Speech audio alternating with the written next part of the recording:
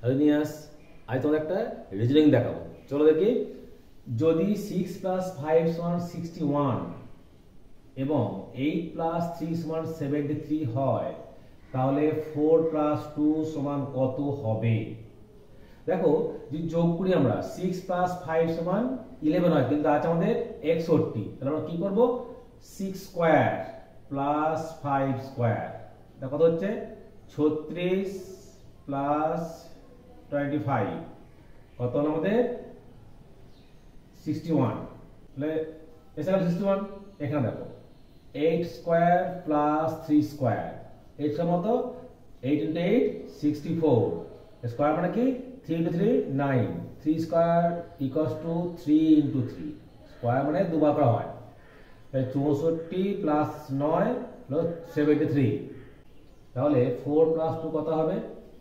A 18, B 20, C 24, D 26। তোমরা comments করে জানাও উত্তরটা কত হবে, A হবে না B হবে না C হবে না D হবে। Okay, thanks for watching my video.